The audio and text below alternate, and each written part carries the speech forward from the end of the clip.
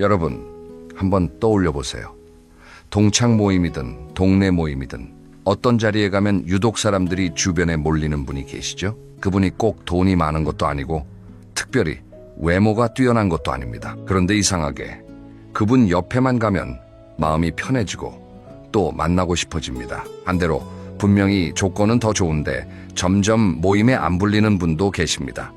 전화가 와도 안 받게 되고 카톡이 와도 답장을 미루게 되는 그런 분 말이에요. 도대체 이 차이가 뭘까요? 오늘 이 영상을 끝까지 보시면 그 비밀을 아시게 됩니다. 그리고 한 가지 미리 말씀드리면 이건 타고나는 게 아닙니다. 누구나 지금부터 바꿀 수 있는 것들이에요. 나이가 50이든 60이든 70이든 상관없습니다. 오늘 이 영상 하나로 여러분의 모임 생활이 완전히 달라질 수 있습니다. 자, 그럼 첫 번째 이야기부터 시작하겠습니다. 첫 번째는 바로 표정입니다. 얼굴이 곧 명함이라는 말 들어보셨죠? 젊었을 때는 화장을 하든 옷을 잘 입든 외모로 인상을 바꿀 수 있었습니다. 그런데 나이가 들면 이야기가 달라져요. 50살이 넘어가면 얼굴에 그 사람의 인생이 드러나기 시작합니다. 늘 불만이 많았던 사람은 입꼬리가 내려가 있고 미간에 세로 주름이 깊게 파여 있습니다. 반대로 감사하는 마음으로 살아온 사람은 눈가에 잔잔한 웃음 주름이 있어요. 같은 주름인데 어떤 주름은 사람을 편안하게 만들고 어떤 주름은 사람을 긴장하게 만듭니다. 미국의 한 심리학 연구에서 흥미로운 실험을 했습니다. 사진만 보고 그 사람과 대화하고 싶은지를 물었더니 응답자의 80% 이상이 편안한 표정의 사진을 골랐다고 해요. 잘생기고 예쁜 얼굴이 아니라 편안한 얼굴을 고른 겁니다. 자, 그러면 이런 편안한 표정은 어떻게 만들어질까요? 하루아침에 되는 건 아닙니다. 하지만 아주 간단한 습관 하나로 시작할 수 있어요. 아침에 일어나서 거울을 볼 때 억지로라도 입꼬리를 올려보세요. 처음에는 어색합니다. 그런데 이걸 30일만 해보세요. 뇌가 속기 시작합니다. 입꼬리를 올리면 뇌에서 기분이 좋을 때 나오는 호르몬이 분비된다는 연구 결과가 있거든요. 표정이 감정을 따라가는 게 아니라 감정이 표정을 따라가는 겁니다. 모임에서 행복해 보이는 사람들 잘 관찰해 보세요. 그분들은 누군가를 만날 때 가장 먼저 하는 게 있습니다. 바로 눈을 맞추고 미소를 짓는 거예요. 말을 하기 전에 이미 표정으로 나는 당신을 반갑게 맞이합니다 라는 메시지를 보내는 겁니다. 혹시 여러분은 어떠신가요? 모임에 들어갈 때 표정이 어떤지 한번 생각해 보세요. 혹시 무의식적으로 굳은 표정을 하고 계시진 않으셨나요? 걱정하지 마세요. 알아차린 것만으로도 이미 반은 바뀐 겁니다. 그런데 말이에요. 표정이 좋은 것만으로는 부족합니다. 여기서 한 단계 더 나아가야 해요. 그 다음 단계가 바로 두 번째 이야기, 말의 온도입니다. 여러분, 모임에 가면 이런 분 꼭 한 분은 계시죠? 앉자마자 자기 이야기를 시작하는 분. 내 아들이 어디 다닌다. 내 손주가 뭘 했다. 나는 어디 여행 갔다 왔다. 처음에는 들어드립니다. 그런데 1시간, 2시간 만날 때마다 이러시면 어떻게 될까요? 슬슬 그 자리가 피곤해지기 시작합니다. 반대로 행복해 보이는 사람들은 좀 다릅니다. 이분들은 먼저 묻습니다. 요즘 어떻게 지내세요? 이 한마디를 먼저 건네요. 그리고 상대가 이야기를 시작하면 진짜로 듣습니다. 고개를 끄덕이고 아, 그래요? 그래서 어떻게 되셨어요? 라고 관심을 보여줍니다. 이게 사소해 보이지만 정말 큰 차이를 만듭니다.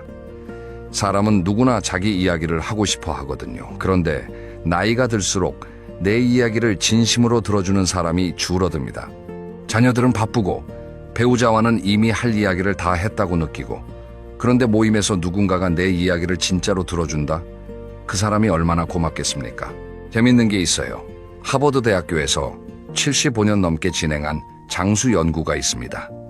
이 연구에서 행복한 노년을 보내는 사람들의 가장 큰 공통점이 뭐였는지 아세요? 돈도 아니고 건강도 아니고 바로 좋은 인간관계였습니다. 그리고 그 좋은 인간관계의 핵심이 뭐였냐면 상대방의 말을 잘 들어주는 능력이었어요.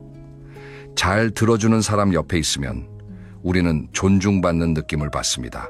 아, 이 사람은 나를 하찮게 여기지 않는구나. 내 이야기에 관심이 있구나. 이런 느낌을 주는 사람 곁에 또 가고 싶어지는 건 너무나 당연한 거지요. 그런데 여기서 주의할 점이 하나 있습니다. 듣기만 하면 되느냐? 그건 아닙니다. 진짜 잘 듣는 사람은 적절한 타이밍에 짧은 반응을 해요. 정말요? 대단하시네요. 그때 마음이 많이 힘드셨겠다. 이런 짧은 말 한마디가 상대방에게는 이 사람이 진짜 내 말을 듣고 있구나 라는 확신을 줍니다. 또 한 가지, 행복해 보이는 사람들은 절대 하지 않는 말이 있어요. 바로 남의 뒷담화입니다. 모임에서 빠진 사람 이야기를 할 때 이 사람들은 슬쩍 화제를 돌리거나 그 사람의 좋은 점을 한마디 해줍니다. 그 사람도 나름 사정이 있겠지라고요. 이런 태도가 쌓이면 어떻게 될까요? 사람들이 그 사람을 신뢰하게 됩니다. 이 사람 앞에서는 내 이야기를 해도 다른 데 가서 나쁘게 말하지 않겠구나. 이 신뢰가 바로 모임에서 오래 사랑받는 비결인 겁니다. 여기까지 표정과 말의 온도에 대해 이야기했는데요. 사실 이 두 가지만으로도 모임에서의 분위기가 확 달라질 수 있어요. 그런데 진짜 행복해 보이는 사람들에게는 더 깊은 내면의 특징이 있습니다. 세 번째 이야기가 바로 이겁니다. 비교를 내려놓은 사람들의 이야기예요. 우리 세대, 솔직히 비교 속에서 살아왔잖아요. 학교 다닐 때는 성적으로, 사회에 나가서는 직장으로, 결혼하고 나서는 배우자로, 자녀로, 집으로 평생을 남과 비교하면서 살아온 거예요. 그리고 은퇴하고 자녀들 다 키우고 나면 이제는 좀 편해져야 하는데 그때도 비교가 끝나질 않습니다. 저 사람은 연금을 얼마 받는데, 저 집은 자식이 효도한다던데, 저 사람은 매일 골프 치러 다닌다면서. 이런 비교가 우리 마음속에서 계속 일어납니다. 그리고 이 비교가 시작되면 아무리 표정 관리를 하고 아무리 말을 잘 들어줘도 어딘가에서 불만이 새어나와요. 눈빛에서, 한숨에서, 말투에서. 모임에서 행복해 보이는 사람들은 이 비교의 굴레에서 벗어난 사람들입니다. 이분들은 남의 좋은 소식을 들으면 진심으로 잘 됐네, 축하해 라고 말할 수 있어요. 왜냐하면 자기 삶의 기준이 남이 아니라 자기 자신에게 있기 때문입니다. 한번 생각해 보세요. 여러분 주변에 이런 분 계시지 않나요?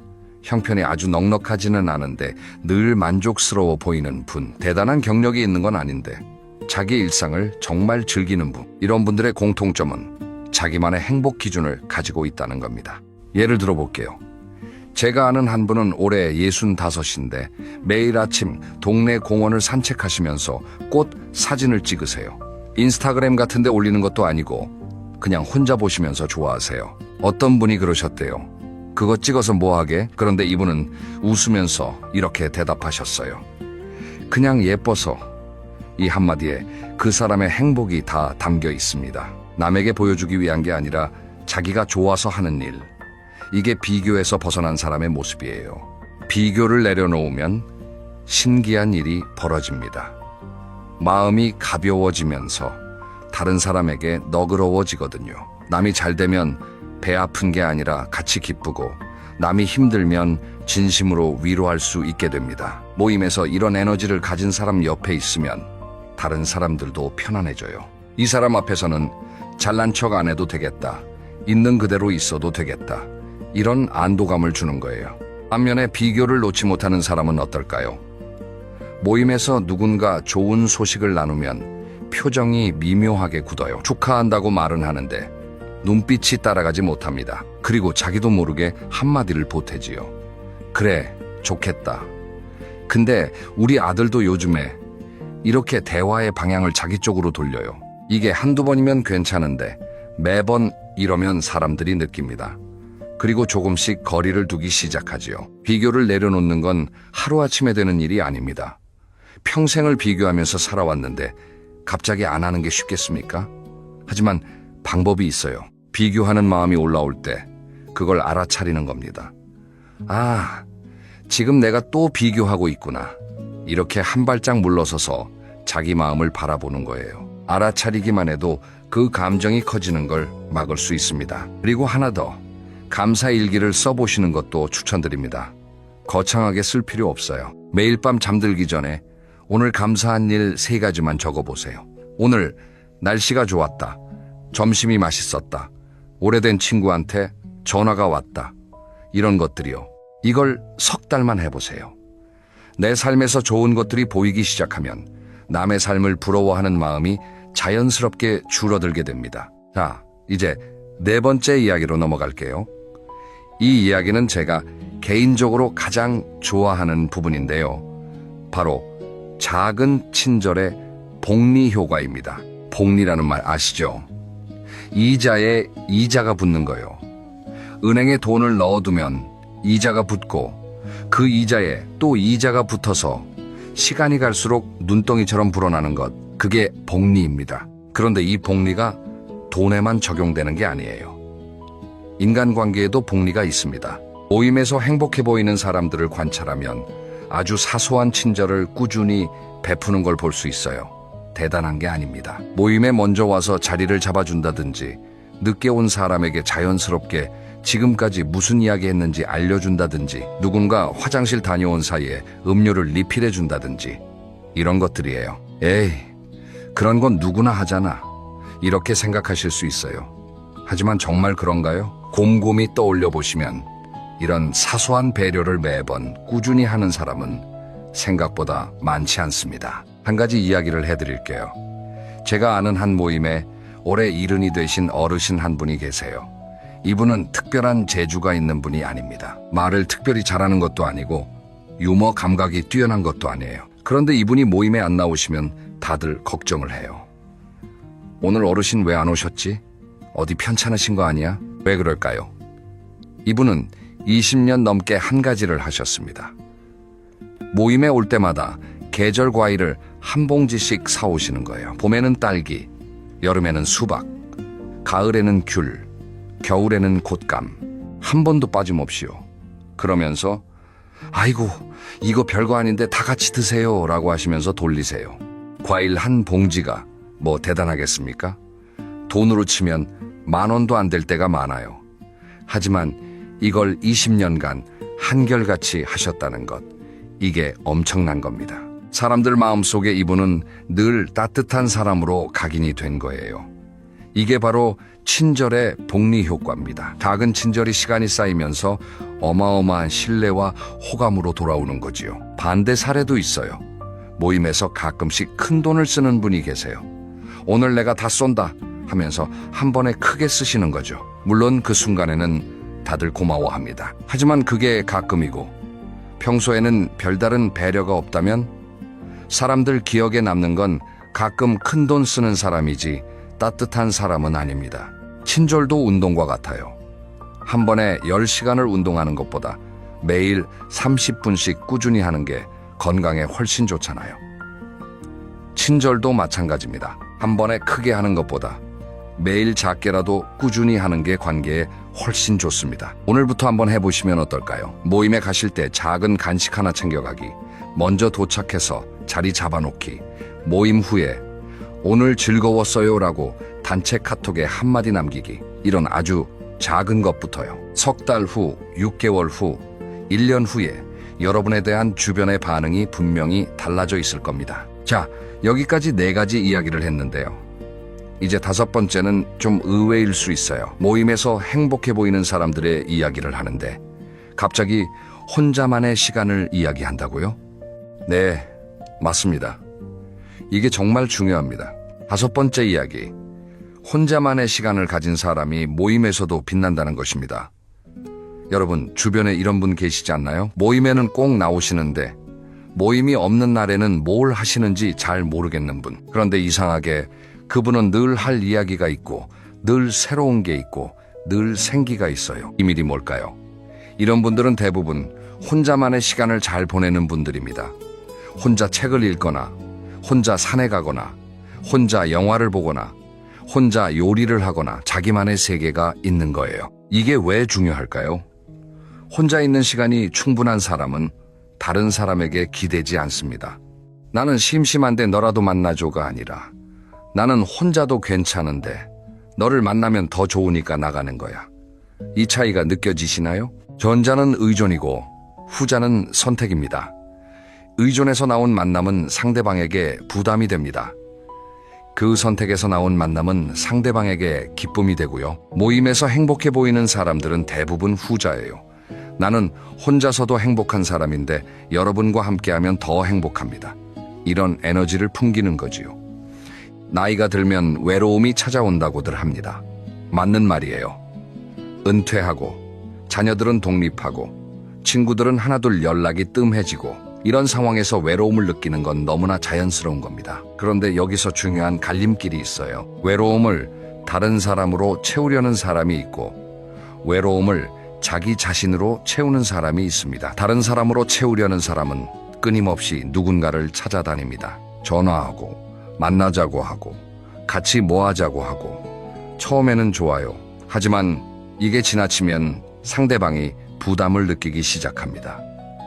또 연락이네, 좀 쉬고 싶은데 이런 마음이 드는 거지요. 반대로 자기 자신으로 외로움을 채우는 사람은 달라요. 이분들은 혼자 있는 시간에 뭔가를 합니다. 그림을 그려도 좋고 글을 써도 좋고 음악을 들어도 좋고 텃밭을 가꿔도 좋습니다. 중요한 건 혼자서도 나를 즐겁게 만들 수 있는 무언가가 있다는 거예요. 이런 사람이 모임에 나오면 어떤 일이 벌어질까요? 이야기 소재가 풍부합니다. 나 요즘 수채화 배우기 시작했는데 이거 정말 재밌더라. 텃밭에서 상추가 올라오는데 보는 맛이 기가 막혀. 이런 이야기를 해요. 자기 경험에서 우러나온 생생한 이야기. 이런 이야기가 듣는 사람에게도 영감을 줍니다. 아, 나도 뭔가 해볼까 하는 마음이 드는 거지요. 그래서 제가 드리고 싶은 말씀은 모임에서 행복해 보이고 싶으시다면 역설적으로 혼자만의 시간을 먼저 잘 채우시라는 거예요. 나를 채운 사람이 다른 사람도 채울 수 있습니다. 빈 컵으로는 남에게 물을 따라줄 수 없잖아요. 내 컵을 먼저 채워야 넘치는 것으로 남에게도 나눠줄 수 있는 겁니다. 이제 마지막 6번째 이야기입니다. 사실 이 이야기가 오늘의 핵심이라고도 할 수 있어요. 바로 나이 듦을 무기로 바꾸는 사람들에 대한 이야기입니다. 나이가 든다는 건 솔직히 유쾌한 일만은 아닙니다. 몸 여기저기가 안 좋아지고 기억력이 예전 같지 않고 새로운 기술은 따라가기 어렵고 나는 이제 쓸모가 없어지는 건가 하는 생각이 들 때도 있으실 거예요. 이런 감정은 누구나 느낄 수 있는 아주 자연스러운 감정입니다. 하지만 모임에서 유독 빛나는 어르신들을 보면 이분들은 나이 듦을 좀 다르게 받아들이고 계세요. 이분들은 나이가 든 것을 한탄하는 게 아니라 나이가 들었기 때문에 할 수 있는 것에 집중합니다. 구체적으로 어떤 건지 예를 들어볼게요. 첫째, 경험에서 나오는 지혜를 나눕니다. 젊은 사람들이 아무리 머리가 좋아도 경험은 시간이 주는 거잖아요. 60, 70까지 살아오신 분들의 인생 경험은 그 자체로 엄청난 자산입니다. 모임에서 행복해 보이는 분들은 이 경험을 잘난 척 하는데 쓰지 않아요. 대신 후배들이 고민을 이야기할 때 조용히 자기 경험을 나누면서 도움을 줍니다. 나도 그때 그런 적이 있었는데 이렇게 하니까 좀 나았어. 이런 식으로요. 중요한 건 조언을 구하지 않았는데 먼저 훈수를 두는 게 아니라 상대방이 도움을 원할 때 건네는 거예요. 이 타이밍을 아는 것 자체가 나이에서 오는 지혜입니다. 둘째, 변화를 두려워하지 않습니다. 스마트폰이 처음 나왔을 때 나는 그런 거 못해라고 하신 분들 많았잖아요. 그런데 지금은 어떠세요? 카카오톡도 하시고 유튜브도 보시고 인터넷 뱅킹도 하시잖아요. 이미 여러분은 엄청난 변화에 적응해 오신 겁니다. 모임에서 빛나는 어르신들은 이 적응의 자세를 잃지 않으세요. 새로운 것이 나오면 일단 해봅니다. 요즘 챗GPT라는 게 있다면서? 한번 해볼까? 이러시면서요. 못하면 어때요? 틀리면 어때요? 해보는 것 자체가 대단한 겁니다. 이런 분들이 모임에서 어떤 에너지를 주는지 아세요? 주변 사람들에게 용기를 줍니다. 70 넘은 분이 저렇게 새로운 것에 도전하시는데 나라고 못할 게 뭐야? 이런 생각을 하게 만드는 거예요. 이게 바로 나이 듦이 무기가 되는 순간입니다. 셋째, 유머 감각을 잃지 않습니다. 이건 정말 중요해요. 나이가 들면 대화 주제가 자연스럽게 무거워집니다. 건강 이야기, 병원 이야기, 누가 아프다는 이야기, 이런 이야기가 많아지는 건 어쩔 수 없어요. 하지만 행복해 보이는 사람들은 이런 무거운 주제도 가볍게 풀어내는 능력이 있습니다. 나 요즘 무릎이 아파서 병원에 갔더니 의사가 그러더라고. 나이 드시면 다 그렇다고. 그래서 내가 그랬어. 선생님, 이 무릎은 나이를 안 먹고 싶었나 봐요. 이런 식으로요. 웃기려고 억지로 하는 게 아니에요. 자기 상황을 너무 심각하게 받아들이지 않고 한 발짝 떨어져서 바라볼 수 있는 여유. 그게 유머가 되는 겁니다. 유머가 있는 사람 옆에 있으면 마음이 가벼워지잖아요. 같은 건강 이야기를 해도 무겁게만 하는 사람과 웃으면서 하는 사람은 분위기가 완전히 다릅니다. 모임에 가면 만나고 싶은 사람은 당연히 후자겠지요. 자, 이렇게 6가지 이야기를 모두 해드렸습니다. 한번 정리해 볼게요. 첫째, 편안한 표정. 만나기 전에 이미 표정으로 환영의 메시지를 보내는 것. 둘째, 말의 온도. 자기 이야기보다 상대방의 이야기를 먼저 들어주는 것. 셋째, 비교를 내려놓는 것. 남의 기준이 아닌 나만의 행복 기준으로 사는 것. 넷째, 작은 친절의 복리. 대단한 것 한 번보다 사소한 배려를 매일 꾸준히 하는 것. 다섯째, 혼자만의 시간을 잘 보내는 것. 내가 먼저 충만해야 다른 사람도 채워줄 수 있다는 것. 여섯째, 나이 듦을 무기로 바꾸는 것. 경험을 나누고 변화를 두려워하지 않고 유머를 잃지 않는 것. 이 6가지를 보시면서 어떤 생각이 드셨나요? 혹시 나는 하나도 못하고 있네라는 생각이 드셨다면 절대 그렇게 생각하지 마세요. 이 영상을 끝까지 보고 계신 여러분은 이미 더 좋은 사람이 되고 싶다는 마음을 가지고 계신 거예요. 그 마음 하나만으로도 충분합니다. 변화는 거기서부터 시작되거든요. 오늘부터 딱 3가지만 실천해 보시면 어떨까요? 첫째, 아침에 거울 보고 미소 짓기. 30초면 됩니다. 둘째, 다음 모임에서 내 이야기 전에 상대방에게 요즘 어떠세요? 라고 먼저 물어보기. 셋째, 오늘 밤에 감사한 일 3가지 적어보기. 이 3가지를 한 달만 해보세요. 30일 후에 여러분의 표정이, 말투가, 마음이 달라져 있을 겁니다. 그리고 주변 사람들이 먼저 느낄 거예요. 이 사람 요즘 뭔가 달라졌는데? 하고요. 여러분, 행복은 멀리 있지 않습니다. 대단한 조건이 필요한 것도 아닙니다.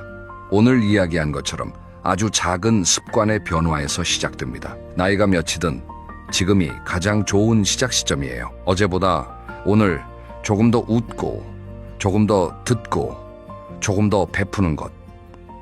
그게 쌓이면 여러분은 분명히 모임에서 가장 보고 싶은 사람이 되어 있을 겁니다. 오늘 영상이 도움이 되셨다면 주변의 소중한 분들에게도 공유해 주세요. 함께 보시면 모임이 더 따뜻해질 거예요. 다음 영상에서는 나이 들어서 절대 하면 안 되는 말, 습관에 대해 이야기해 보려 합니다. 무심코 하는 말 한마디가 관계를 망칠 수 있다는 거 아시죠? 구체적으로 어떤 말들이 문제가 되는지, 그리고 어떻게 바꾸면 되는지 다음 영상에서 자세히 알려드리겠습니다. 그럼 오늘도 편안한 하루 보내시고요. 웃는 얼굴로 하루를 마무리해 보세요. 감사합니다. 여러분, 한 가지 질문을 드리겠습니다. 올해 설날이 엊그제 같은데 벌써 봄이 왔습니다. 이 영상을 보시는 분들 중에 이런 생각 해보신 적 없으신가요? 분명 아침에 눈 떴는데 어느새 저녁이야. 작년에 뭘 했는지 기억도 잘 안 나는데 또 한 해가 갔어. 혹시 이런 느낌 해마다 점점 더 심해지고 있지 않으신가요? 사실 이건 단순히 기분 탓이 아닙니다. 과학자들이 실제로 연구를 해봤더니 나이가 들면 우리 뇌 속에서 시간을 재는 시계가 정말로 느려진다고 합니다. 놀라운 건 그 다음입니다. 뇌의 시계가 느려지면 뭐가 달라질까요?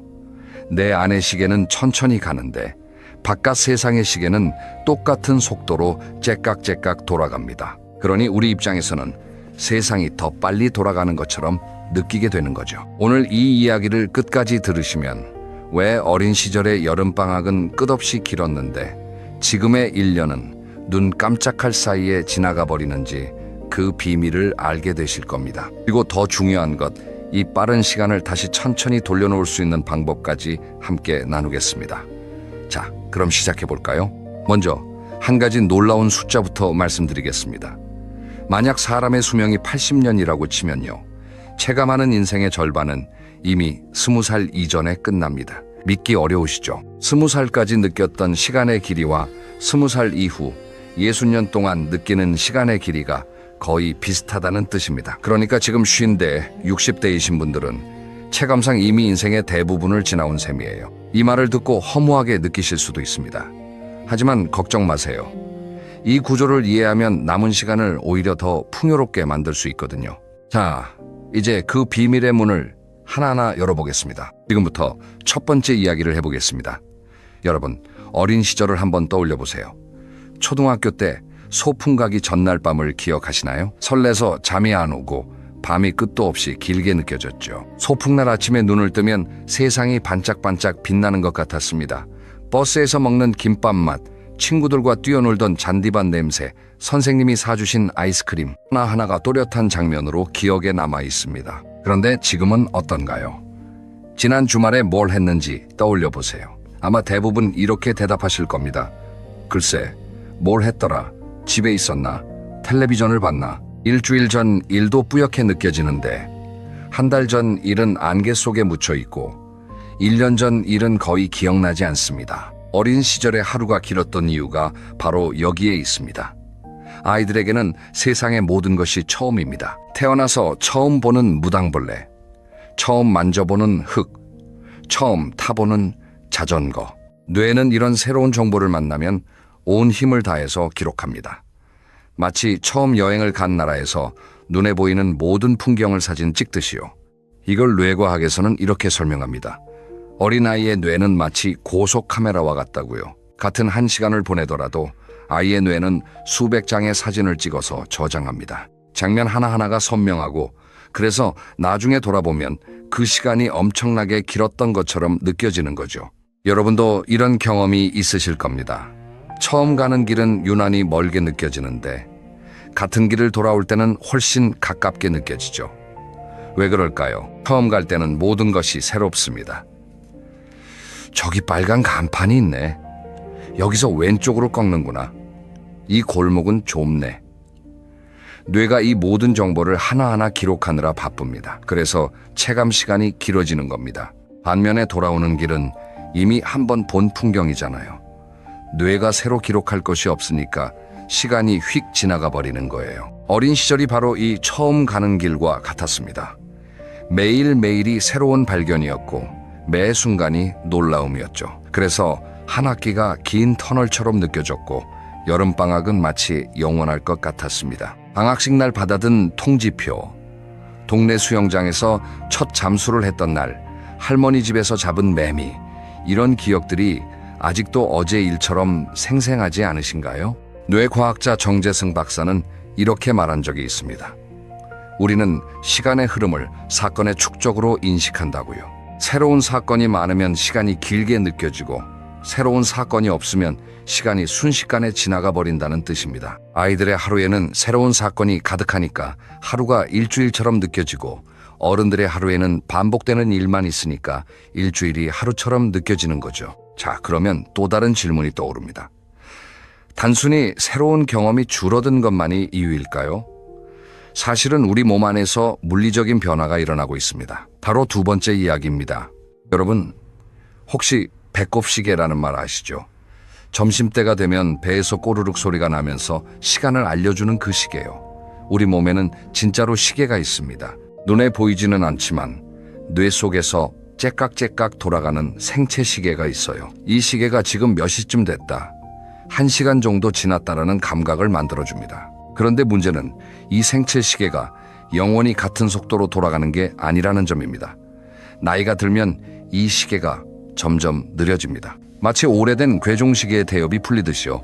내 안의 시계는 느려지는데 바깥 세상의 시계는 여전히 같은 속도로 돌아가니까 결국 바깥 세상이 더 빨리 돌아가는 것처럼 느끼게 됩니다. 이걸 과학적으로 증명한 유명한 실험이 있습니다. 미국의 심리학자 피터 맹건 교수가 한 실험인데요. 교수는 19살에서 24살까지의 젊은 사람 25명과 60살에서 80살까지의 나이 든 분 15명을 모았습니다. 그리고 아주 간단한 부탁을 했어요. 눈을 감고 마음속으로 3분이 되었다고 생각될 때 버튼을 눌러주세요. 결과가 어땠을까요? 젊은 사람들은 평균 3분 3초 만에 버튼을 눌렀습니다. 거의 정확하죠. 그런데 나이 든 분들은 평균 3분 40초가 되어서야 버튼을 눌렀습니다. 실제로는 3분 40초가 흘렀는데 본인은 3분밖에 안 지났다고 느낀 거예요. 자신의 느낌보다 시간이 22%나 더 빨리 지나가 버린 겁니다. 22%면 얼마나 되는 걸까요? 쉽게 말해서 1시간이 지났다고 느꼈는데 실제로는 1시간 13분이 지나간 겁니다. 하루로 따지면 깨어있는 16시간 중에 약 3시간 반을 자기도 모르게 잃어버리는 셈이에요. 일주일이면 거의 꼬박 하루를 시간 도둑에게 뺏기는 거죠. 이 시간 도둑의 이름은 바로 도파민, 도파임입니다. 여러분, 도파민이라는 이름은 많이 들어보셨을 겁니다. 행복할 때, 즐거울 때, 맛있는 음식을 먹을 때 뇌에서 분비되는 물질이죠. 그런데 이 도파민이 단순히 기분만 좋게 해주는 게 아닙니다. 도파민은 우리 뇌의 생체 시계를 조절하는 중요한 역할도 합니다. 어릴 때는 도파민이 풍부하게 분비됩니다. 세상 모든 것이 새롭고 신기하니까요. 아이가 놀이터에서 노는 모습을 보세요. 눈이 반짝반짝 빛나면서 이리저리 뛰어다니잖아요. 그때 아이의 뇌에서는 도파민이 펑펑 쏟아지고 있습니다. 도파민이 풍부하면 생체 시계가 빠르게 돌아갑니다. 내 안의 시계가 빨리 돌아가니까 바깥 세상의 시간은 상대적으로 천천히 흘러가는 것처럼 느껴지죠. 그런데 슬픈 소식이 있습니다. 도파민 분비량은 20살 전후로 최고점을 찍고 그 이후에는 10년마다 5%에서 10%씩 줄어듭니다. 네덜란드의 심리학자 다우베 드라이스마 교수가 밝힌 연구 결과입니다. 30살이면 이미 도파민이 조금 줄어든 상태이고 40살이면 더 줄고 50살, 60살로 갈수록 점점 더 적어집니다. 도파민이 줄어들면 어떤 일이 벌어질까요? 생체 시계의 속도가 느려집니다. 내 안의 시계는 느릿느릿 걸어가는데 세상의 시계는 여전히 쉼 없이 달리고 있으니까요. 마치 느린 걸음으로 고속도로를 걷는 것과 같습니다. 옆으로 쌩쌩 지나가는 차들을 보면서 세상이 왜 이렇게 빨라 하고 느끼게 되는 거죠. 혹시 이런 경험 없으신가요? 카페에서 커피 한 잔을 마시면서 멍하니 앉아 있다가 시계를 봤더니 벌써 1시간이 지나 있는 거예요. 난 10분쯤 앉아 있었는데. 마트에서 장을 보다가 시계를 보니 2시간이 훌쩍 지나 있고요. 난 30분 정도 돌아다녔을 뿐인데 이게 다 생체 시계가 느려진 탓입니다. 그런데 여기서 한 가지 더 흥미로운 사실이 있습니다. 도파민은 단순히 시간 감각에만 영향을 주는 게 아닙니다. 도파민이 줄어들면 새로운 것에 대한 흥미 자체가 떨어집니다. 젊었을 때는 새로운 맛집이 생기면 당장 가보고 싶고 처음 듣는 음악에 가슴이 뛰고 낯선 골목길이 궁금했잖아요. 그런데 나이가 들면 어떤가요? 거기서 거기지. 예전에 그런 거 많이 해봤는데 이런 반응이 점점 늘어나죠. 이게 바로 도파민이 줄어들면서 생기는 변화입니다. 새로운 것에 대한 호기심이 줄어드니까 새로운 경험을 덜 하게 되고 새로운 경험이 줄어드니까 기억에 남는 것도 줄어들고 기억이 줄어드니까 시간이 더 빨리 지나간 것처럼 느끼게 됩니다. 악순환인 거죠. 이쯤에서 잠깐 한 가지 이야기를 드리고 싶습니다. 2000년에 뉴욕의 브루크헤이븐 국립연구소에서 볼코우라는 박사가 흥미로운 연구를 했는데요. 다양한 연령대의 건강한 사람 37명의 뇌를 촬영해서 도파민 수용체의 양과 뇌 기능의 관계를 조사했습니다. 결과가 놀라웠어요. 나이가 들수록 뇌 속의 도파민 수용체가 확연하게 줄어들었고 이것이 뇌의 전두엽 활동 감소와 직접적으로 연결되어 있었습니다. 전두엽이 뭐냐면요. 쉽게 말해서 우리가 판단하고 계획하고 새로운 것에 관심을 가지는 뇌의 부위입니다. 여기가 둔해지면 세상이 시시하게 느껴지고 시시하게 느껴지면 기억에 남을 만한 일이 줄어듭니다. 하지만 이 연구에서 희망적인 메시지도 있었습니다. 볼코우 박사는 이렇게 말했어요. 적절한 운동을 하고 뇌에 새로운 자극을 계속 주면 도파민 시스템을 유지할 수 있다고요. 뇌에 자극을 주지 않으면 뇌세포들은 서로 어떻게 대화하는지 점점 잊어버리게 된다고도 했습니다. 이 부분은 뒤에서 더 자세히 다루겠습니다. 자, 이제 세 번째 이야기로 넘어가겠습니다. 이번에는 조금 다른 각도에서 접근해 볼게요. 숫자 이야기입니다. 여러분 잠깐 상상을 해보세요. 5살짜리 아이가 있습니다. 이 아이에게 지난 1년은 어떤 의미일까요? 이 아이는 태어나서 고작 5번의 생일을 보냈습니다. 그러니까 지난 1년은 이 아이가 살아온 전체 인생의 5분의 1, 20%에 해당합니다. 20%라면 엄청나게 큰 비중이죠. 인생의 5조각 중에 하나가 통째로 지나간 거니까요. 자, 그러면 50살인 분에게 지난 1년은 어떨까요? 50번의 생일을 보낸 분에게 1년은 전체 인생의 50분의 1, 겨우 2%에 불과합니다. 2%면 정말 작은 비율이죠. 케이크 한 판을 50조각으로 나눈 것 중에 한 조각입니다. 크기가 눈에 보이지 않을 정도로 작아요. 이것을 처음 체계적으로 설명한 사람이 프랑스의 철학자 폴 자네입니다. 자네의 이론은 아주 단순합니다. 우리가 느끼는 한 해의 길이는 지금까지 살아온 전체 시간 대비 그 한 해의 비율에 따라 결정된다는 겁니다. 이걸 좀 더 알기 쉽게 풀어볼게요. 10살 아이에게 1년은 인생의 10%입니다. 꽤 큰 비중이죠. 그런데 20살 청년에게 1년은 인생의 5%로 줄어듭니다. 40살이 되면 2.5%, 80살이 되면 1.25%. 같은 365일인데 체감 길이는 계속 짧아지는 겁니다. 영국 베스 대학교의 수학 교수 크리스티안 예이츠는 이걸 수학적으로 계산해 봤습니다. 그랬더니 아주 놀라운 결론이 나왔어요. 5살부터 10살까지의 5년과 40살부터 80살까지의 40년이 체감상 거의 같은 길이라는 겁니다. 다시 한번 말씀드릴게요. 5살에서 10살까지 겪는 5년간의 경험과 40살에서 80살까지 겪는 40년간의 경험이 마음속에서는 비슷한 무게를 가진다는 뜻입니다. 이 말을 듣고 처음에는 말도 안 돼 하실 수 있습니다. 하지만 한번 곰곰이 생각해 보세요. 초등학교 시절 5년 동안 여러분에게 얼마나 많은 일이 있었습니까? 처음 학교에 간 날, 처음 시험을 본 날, 처음 짝꿍과 싸운 날, 처음 상장을 받은 날, 장면 하나하나가 영화처럼 생생하지 않으신가요? 반면에 40살 이후를 돌아보세요. 물론 중요한 일들이 있었겠지만 해가 바뀌어도 비슷한 회사에서 비슷한 일을 하고 비슷한 출퇴근 길을 걷고 비슷한 저녁을 먹고 비슷한 시간에 잠자리에 듭니다. 뇌 입장에서는 새로 저장할 것이 별로 없는 거예요.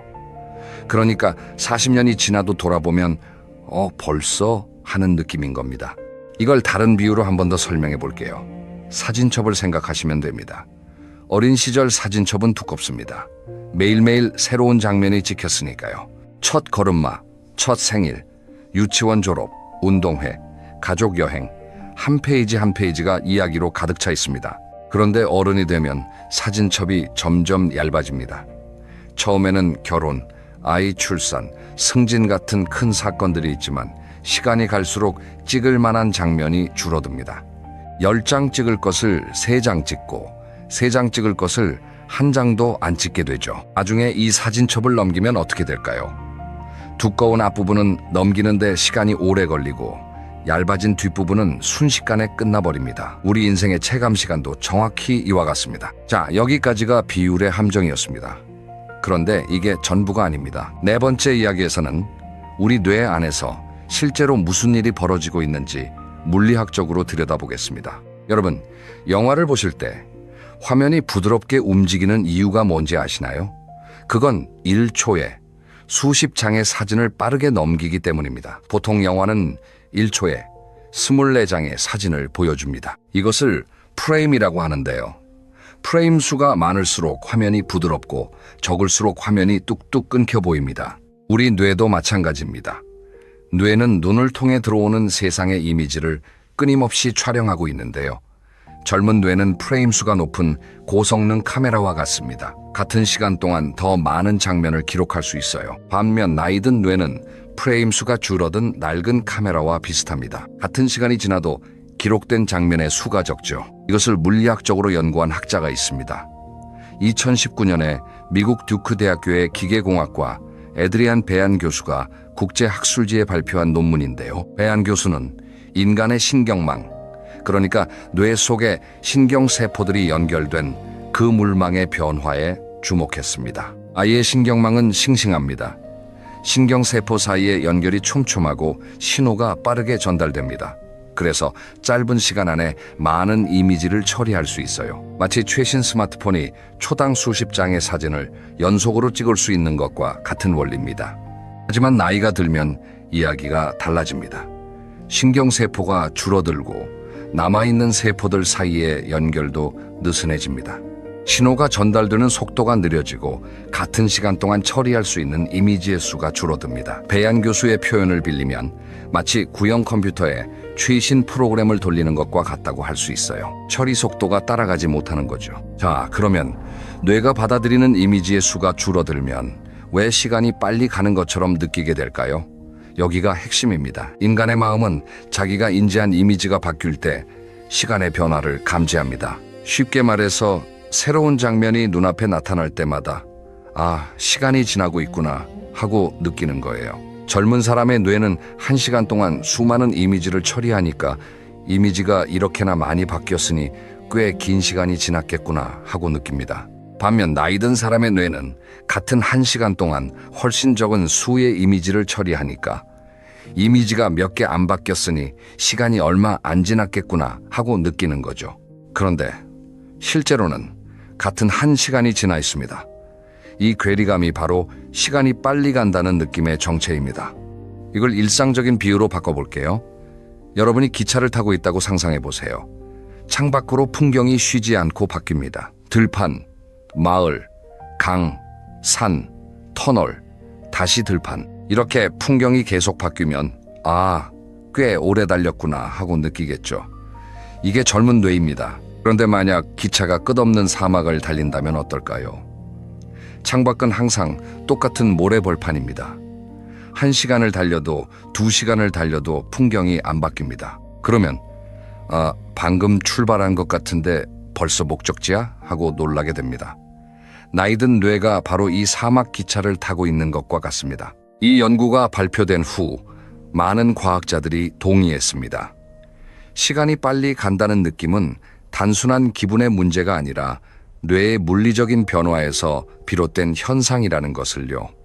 이걸 알면 조금 마음이 편해지지 않으신가요? 내가 뭘 잘못한 게 아니구나. 뇌가 자연스럽게 변하면서 생기는 현상이구나 하고요. 하지만 그렇다고 해서 그냥 손 놓고 있을 수는 없겠죠. 오히려 원인을 알았으니까 대비를 할 수 있는 겁니다. 이 부분은 마지막 챕터에서 구체적인 방법을 알려드리겠습니다. 그 전에 5번째 이야기를 먼저 들어보시죠. 지금까지 도파민 감소, 비율의 함정, 뇌의 프레임수 감소 이야기를 했습니다.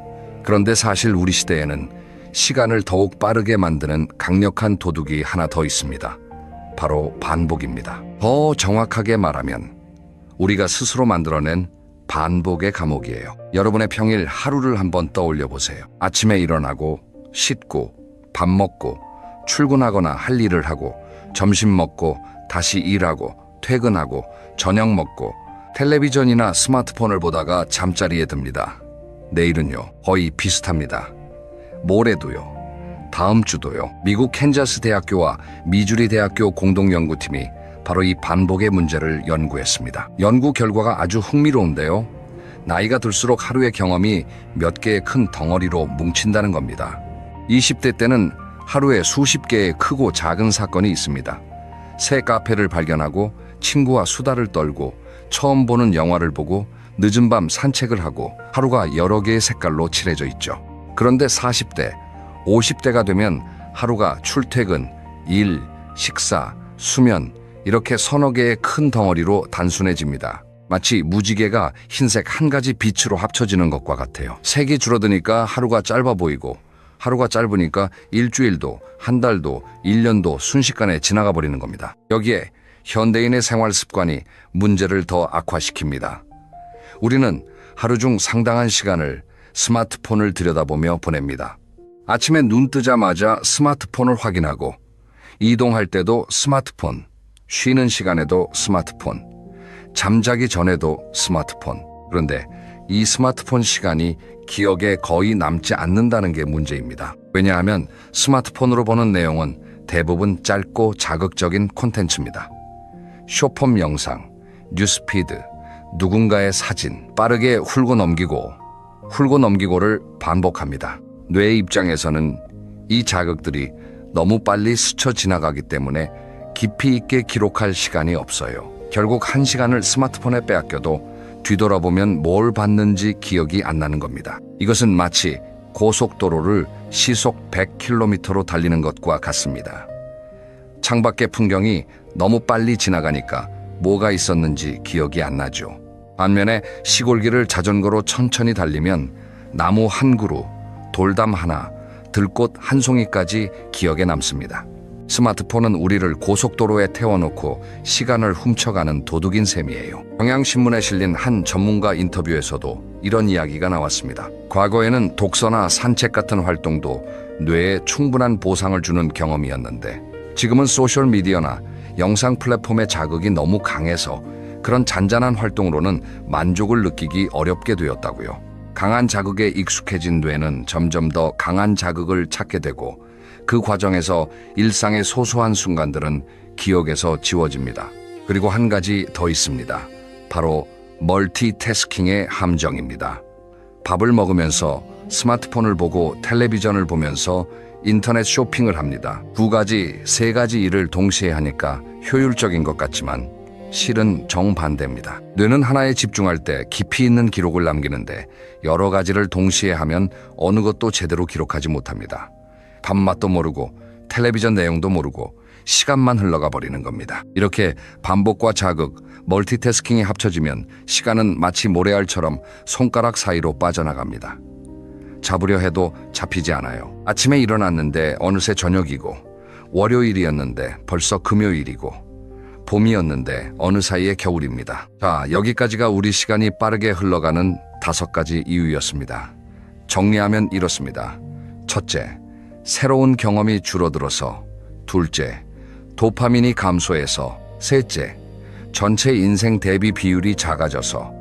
넷째, 뇌의 이미지 처리 속도가 느려져서. 다섯째, 반복적인 일상이 기억을 지워서. 이 5가지가 합쳐져서 우리의 시간은 나이 들수록 물살이 빨라지는 강물처럼 점점 더 빠르게 흘러갑니다. 그런데 여러분, 여기서 포기하시면 안 됩니다. 원인을 알면 대책도 있는 법이니까요. 이제 마지막이자 가장 중요한 6번째 이야기입니다. 빠르게 흐르는 시간의 강물에 어떻게 하면 둑을 쌓을 수 있을까요? 첫째, 작은 새로움을 매일 하나씩 만드세요. 거창할 필요 없습니다. 매일 같은 길로 출퇴근하셨다면 오늘은 한 블록만 돌아가 보세요.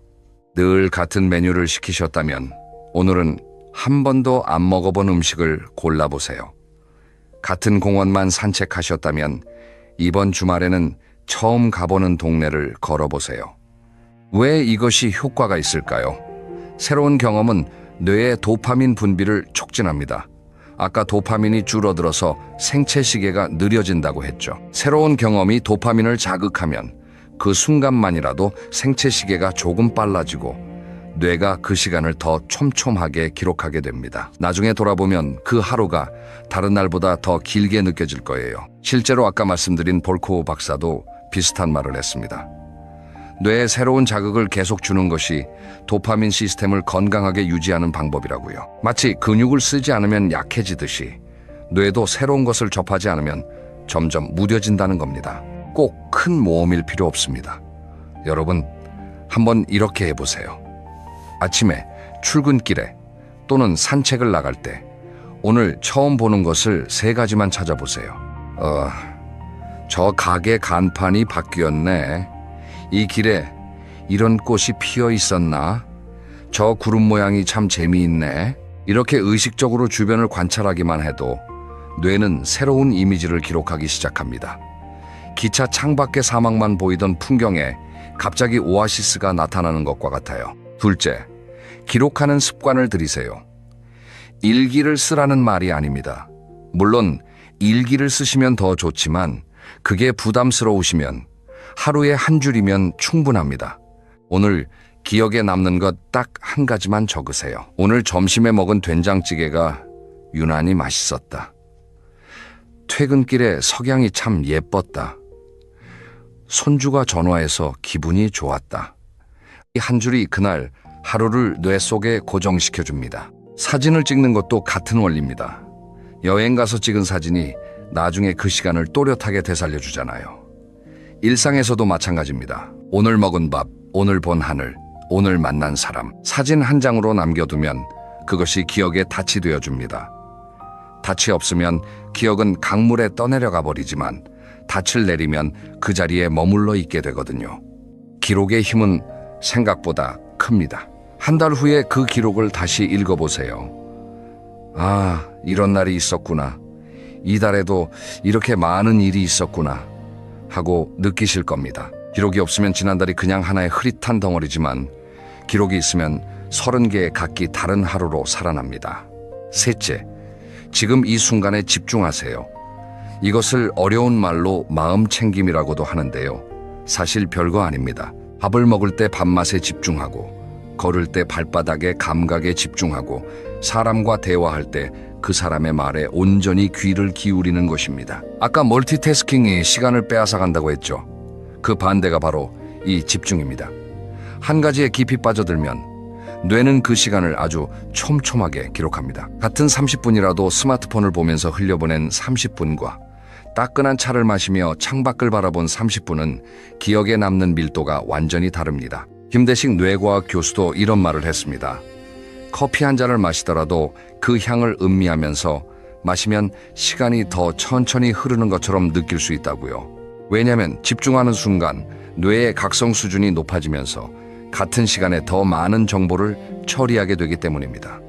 아까 뇌의 프레임 수 이야기를 했죠. 집중하면 그 순간만이라도 프레임 수가 올라가는 효과가 있는 거예요. 실천하기 가장 쉬운 방법을 하나 알려드릴게요. 하루에 딱 10분만 아무것도 하지 않는 시간을 만들어 보세요. 스마트폰 내려놓고 텔레비전 끄고 그냥 가만히 앉아서 주변 소리를 들어보세요. 창밖의 새소리, 바람 소리, 멀리서 들리는 자동차 소리. 처음에는 어색하고 지루하실 겁니다. 하지만 며칠만 해보시면 느끼실 거예요. 그 10분이 생각보다 길고 그리고 생각보다 풍요롭다는 것을요. 넷째, 잠을 충분히 주무세요. 이건 좀 의외일 수 있는데요. 수면과 시간 감각은 밀접한 관련이 있습니다. 잠이 부족하면 뇌의 각성 수준이 떨어지고, 각성 수준이 떨어지면 주의력이 무너지고, 주의력이 무너지면 하루가 뿌옇게 지나가 버립니다. 반대로 충분히 잠을 자면 뇌가 재충전됩니다. 아침에 눈을 떴을 때 머리가 맑고 주의력이 높아지면서 하루의 시작부터 세상이 선명하게 보입니다. 선명하게 보인다는 것은 뇌가 더 많은 이미지를 기록한다는 뜻이고, 이미지를 많이 기록하면 그날 하루는 더 길게 느껴지게 됩니다. 전문가들은 매일 최소 7시간에서 8시간의 수면을 권합니다. 나이 들면 잠이 줄어드는 게 당연한 거 아니야 라고 생각하실 수 있지만 사실은 그렇지 않습니다. 나이가 들어도 수면의 필요량은 크게 줄지 않습니다. 다만 잠들기가 어려워지거나 중간에 깨는 횟수가 늘어날 뿐이에요. 그래서 수면의 질을 관리하는 것이 더욱 중요합니다. 잠자기 2시간 전부터는 스마트폰이나 밝은 화면을 피하시고 방은 어둡고 시원하게 유지하세요. 카페인은 오후 3시 이전에만 드시는 게 좋고요. 이런 작은 습관 변화가 수면의 질을 높이고, 수면의 질이 높아지면 낮 시간의 시간 감각도 달라집니다. 다섯째, 사람을 만나세요. 인간관계는 도파민 분비를 활성화하는 가장 자연스러운 방법 중 하나입니다. 오래된 친구를 만나서 옛날 이야기를 나누는 것만으로도 뇌에는 풍성한 자극이 됩니다. 새로운 사람을 만나면 더 좋고요. 어떤 학자는 인간이 다른 영장류보다 훨씬 발달한 사회성을 가지게 된 이유 중 하나가 도파민 시스템의 활성화 때문이라고 주장하기도 합니다. 사람을 만나고 이야기를 나누고 공감하고 웃는 것, 이 모든 과정에서 도파민이 분비되고 뇌가 활성화됩니다. 나이가 들수록 만나는 사람이 줄어드는 경향이 있습니다. 은퇴하면 직장 동료를 볼 일이 없어지고, 아이들은 독립해서 나가고, 배우자와 단둘이 또는 혼자 보내는 시간이 늘어나죠. 그러면 뇌에 들어오는 사회적 자극이 줄어들고 하루하루가 더 빠르게 흘러가 버립니다. 일주일에 한 번이라도 좋습니다. 친구에게 전화를 걸어보세요. 동네 모임에 나가보세요. 시장에서 상인 아주머니와 이런저런 이야기를 나눠보세요. 사소한 대화 하나가 그날 하루를 특별한 날로 만들어줄 수 있습니다. 자, 여기까지 시간을 되찾는 5가지 방법을 말씀드렸습니다. 정리해 볼게요. 첫째, 작은 새로움을 매일 만들기. 둘째, 하루를 기록하기. 셋째, 지금 이 순간에 집중하기. 넷째, 잠을 충분히 자기. 다섯째, 사람을 만나기. 거창한 게 아니죠. 오늘 당장 시작할 수 있는 것들입니다. 이제 오늘 이야기를 마무리해 보겠습니다. 여러분, 우리는 오늘 왜 나이가 들수록 시간이 빨리 가는지 그 과학적인 이유를 살펴봤습니다. 아이의 뇌는 세상을 고속 카메라로 촬영하지만 우리의 뇌는 시간이 갈수록 프레임 수가 줄어든 낡은 카메라가 됩니다.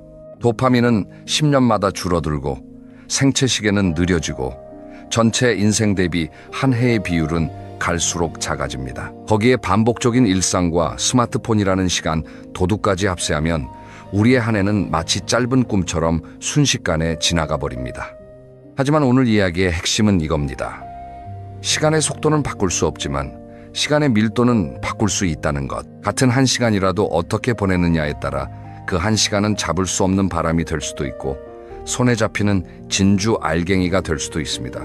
한 가지 아름다운 장면을 상상해 볼게요. 아침 일찍 집을 나서면서 문득 길가에 핀 꽃 한 송이를 발견합니다. 여태 수백 번 지나다닌 길인데 이 꽃은 처음 보는 것 같습니다. 잠깐 멈추어 향기를 맡아봅니다. 그 순간 출근길이 평소와 다른 길이 됩니다. 퇴근할 때 아파트 사이로 지는 석양을 봅니다. 매일 지는 해인데 오늘따라 유난히 붉고 아름답습니다. 잠깐 발걸음을 멈추고 바라봅니다. 그 몇 초가 오늘 하루를 특별한 날로 만들어줍니다.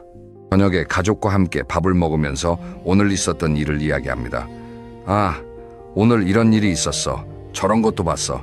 웃으면서 수다를 떱니다. 그리고 잠들기 전에 오늘 하루를 떠올리면 처음에는 별것 없을 줄 알았던 하루가 의외로 풍성했다는 것을 발견합니다. 이렇게 보내는 하루가 쌓이면 일주일이 되고 한 달이 되고 1년이 됩니다.